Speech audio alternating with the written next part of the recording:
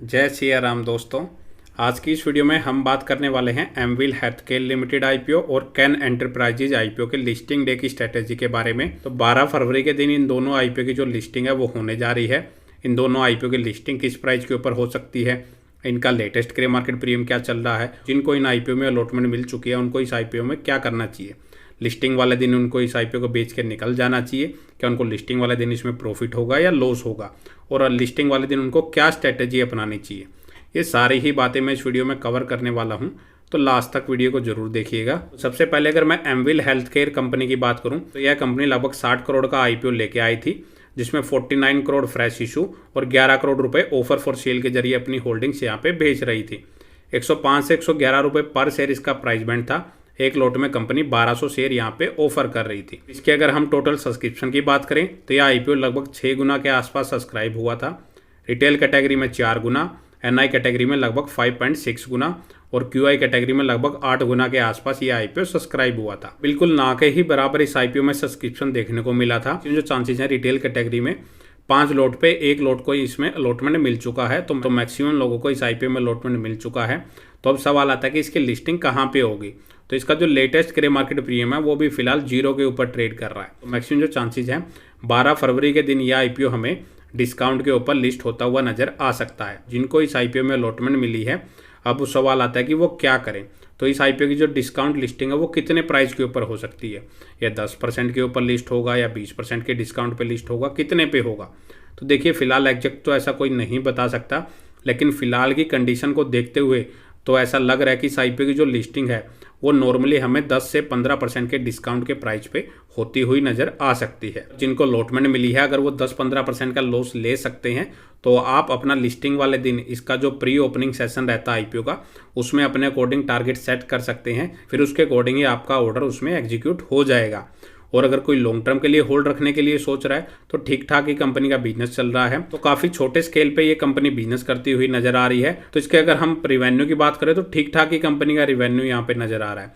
Reserve भी company के पास ठीक ठाक ही है। लेकिन अगर लॉन्ग टर्म के हिसाब से बात करें तो फिलहाल लॉन्ग टर्म के लिए मेरे को कंपनी इतनी कोई खास नजर नहीं आ रही। तो बेटर है लिस्टिंग के दिन अगर 5-10% के डिस्काउंट पे अगर आपको बेचने पड़ते हैं तो आप अपना लॉस इसमें बुक कर सकते हैं। बाकी फाइनल चॉइस आपकी है। जो भी अपना डिसीजन ले अपने फाइनेंशियल एडवाइजर से ही डिस्कस करके लें। तो अब बात कर लेते हैं कैन एंटरप्राइजेज आईपीओ की।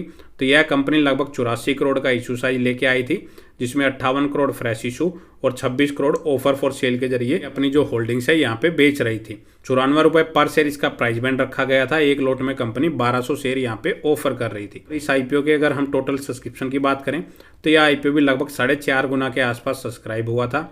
रिटेल कैटेगरी में 7 गुना, एनआई कैटेगरी में लगभग 1.25 गुना ये आईपीओ सब्सक्राइब हुआ था। तो इस आईपीओ को भी कोई इतना खास रिस्पॉन्स देखने को नहीं मिला था।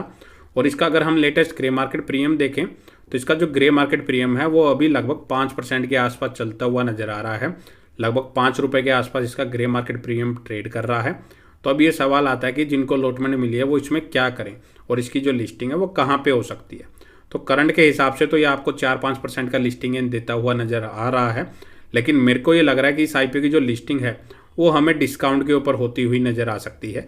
भले ही वो 2%, 4% या 5% के डिस्काउंट पे हो। इस आईपीओ में बिल्कुल ना के ही बराबर रिस्पॉन्स देखने को मिला था। जिनको अलॉटमेंट मिली है अगर इस आईपीओ की जो लिस्टिंग है वो 5-10% के प्रीमियम पे होती है तो बेटर है लिस्टिंग वाले दिन ही अपना प्रॉफिट इसमें बुक कर ले। और अगर कोई लॉन्ग टर्म होल्ड करने की सोच रहा है तो बेटर है पहले अपने फाइनेंशियल एडवाइजर से डिस्कस कर ले कि इसको लॉन्ग टर्म के लिए होल्ड करना चाहिए या अवॉइड करना चाहिए। लॉन्ग टर्म के लिए कंपनी फिलहाल मेरे को इतनी कोई खास नजर नहीं आ रही। फाइनेंशियल ठीक ठाक है कंपनी के, लेकिन मेनली अगर हम देखेंगे तो कंपनी का रिवेन्यू अगर आप देखेंगे तो बिजनेस तो काफी बड़े स्केल पे चल रहा है, लेकिन प्रॉफिट मार्जिन उसका कोई इतना खास चलता हुआ नजर नहीं आ रहा। और कंपनी मेनली टेक्सटाइल सेक्टर में ही काम करती है, तो कोई इतना खास रिटर्न टेक्सटाइल सेक्टर ने पिछले कुछ सालों में नहीं दिया है। तो बेटर है लॉन्ग टर्म के लिए अगर व्यू बनाना है तो लिस्ट होने के बाद 1-2 क्वार्टर के रिजल्ट को मॉनिटर करें, उसके बाद ही अपना कोई डिसीजन लें। बाकी चॉइस आपकी है। जो भी अपना डिसीजन ले इन दोनों आईपीओ में अपने पहले फाइनेंशियल एडवाइजर से डिस्कस कर लें कि क्या करना चाहिए, उसके बाद ही अपना डिसीजन लें। इस वीडियो में इतना ही। अगर आपको वीडियो अच्छी लगे तो वीडियो को लाइक करें और चैनल को सब्सक्राइब करना ना भूलें। जय सिया राम।